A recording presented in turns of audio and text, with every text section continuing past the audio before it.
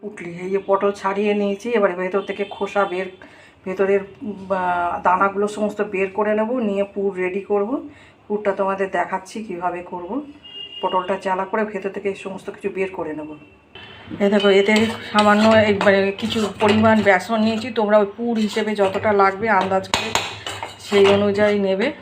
এটা বেসনটা একটু হালকা করে ভেজে নেবে, এতে একটু হিং দেবে। হ্যাঁ, এতে একটু অল্প হিং দেবে যাতে সুন্দর সেন্ট হয়, হিংটা দেবে। একটু জিরে গুঁড়ো দেবে আর একটু আদা বাটা দেবে, সামান্য দেবে, বেশি দিও না, এটা পুরের ভেতর থাকবে তো। এবার এটাকে ভালো করে একটা সুন্দর সেন্ট বেরোবে, নেড়ে নেড়ে নেড়ে নেড়ে এটাকে একটু গন্ধটা ভাজা ভাজা করে নেবে একটুখানি।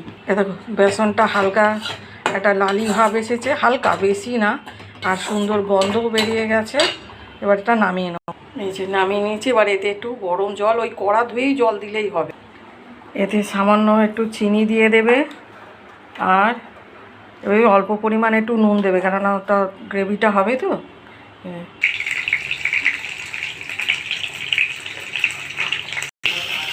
ভাজা রেডি হয়ে গেছে, এবার নামিয়ে নেব। ফোড়ন দিয়ে নেবে।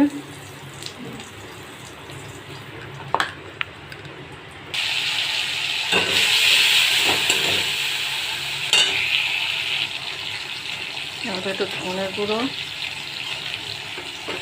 জিরে গুঁড়ো, গরম মশলা দিয়ে দেবে, আর সামান্য একটু আদা বাটা দিয়ে এটা কষিয়ে নেবে।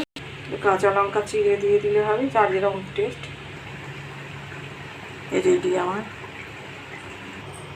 রেডি। দেখো আমার পটল পুলি।